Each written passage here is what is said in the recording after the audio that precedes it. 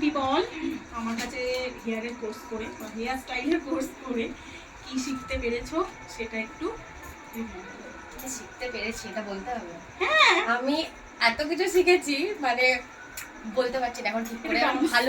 ভালো করে আমি রিভিউটা হয়তো দিতে পারবো না, ভালোভাবে বলতে পারছি না, কিন্তু পিঙ্কিদি আমাকে এতটা হাতে ধরিয়ে প্রত্যেকটা জিনিস এতভাবে শিখিয়েছে। মানে আমি যতবার কোশ্চেন করেছি ততবার জিজ্ঞেস করেছি, মানে প্রত্যেকটা অ্যান্সার দিয়েছে।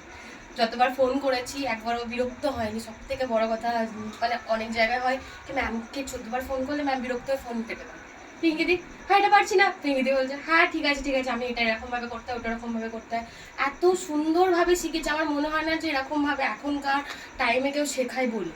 কারণ সবাই একটা নতুন একটা কিছু স্টার্ট করেছে, আমিও দেখে দেখে বড় হচ্ছি আস্তে আস্তে সব জায়গা থেকে।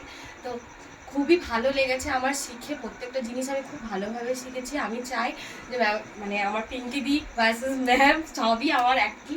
তো যারা যারা শিখতে চাও অবশ্যই পিঙ্কিদির কাছে হেয়ার স্টাইলটা শিখতে পারো। আমি তো পারতামই না, লাইনিং অনেক কিছু থাকে না, ভ্যারিয়েশন আমি পারি না করতে, বাট করে দিয়েছে সব কিছু। আমি ভালো কাজ করছি, প্র্যাকটিস করছি। প্র্যাকটিস ছাড়া কিছু চলে না, তো প্র্যাকটিস করছি আর খুব ভালোবাসি। খুব সুন্দর একটা রিভিউ দিয়েছে।